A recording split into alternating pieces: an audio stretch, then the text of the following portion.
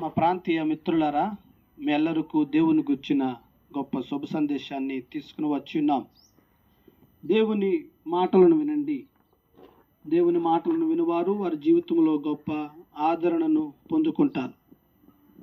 దేవుని పరిశుద్ధ గ్రంథములో ఇలాగున రాయబడింది, అదేమనగా పరలోక రాజ్యము సమీపించి ఉన్నది, మారు మనసు పొందుడి అని దేవుని పరిశుద్ధ గ్రంథము సాక్ష్యమిస్తున్నది. పరలోక రాజ్యం అనగా దేవుడు ప్రతి మనుషునికి ఇచ్చుట కొరకై సిద్ధము చేసినటువంటిది. అక్కడ నిత్య శాంతి సమాధానము దొరుకును. మరి పరలోక రాజ్యమును చేరుకొనాలి అనగా ఏమి చేయవలను అని దేవుని గ్రంథము సాక్ష్యమిస్తుంది. అనగా మారు మనసు పొందవలను. అవునండి, మారు మనసు అనగా మన జీవితంలో తెలిసి తెలియక చేసేటటువంటి ప్రతి పాపములను ఒప్పుకొని విడిచిపెట్టుటయే. దేవుని గ్రంథం అంటుంది, మనకు ప్రతి అపరాధములకు వచ్చిన జీతము మరణం అని.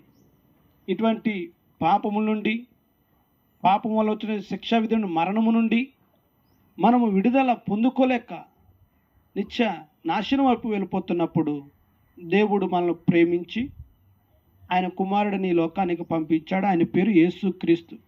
ఆయన మన నిమిత్తము మరణించి తన ప్రాణాన్ని దారబోసి మన పాపముల నుండి మనకు విడుదలనిచ్చి ఉన్నాడు. ఈ రీతిగా మన పాపములను యేసుక్రీస్తు వారు కొట్టివేశారు. కాబట్టి ఇప్పుడు ఎందరైతే యేసుక్రీస్తునందు విశ్వాసము ఉంచుతారో ఆయన వారందరి పాపములను తన యొక్క సిలువలో కార్చేటువంటి రక్త ప్రభావం చేత కడిగివేయును. ఆయన నమ్మదగినవాడు, నీతిమంతుడు గనుక సకల దుర్నీతి నుండి మనల్ని విడిపించి మన ప్రతి పాపమును క్షమించును. కాబట్టి ఇదే మిక్కిలి అనుకూలమైన సమయం, ఇదే రక్షణ దినము.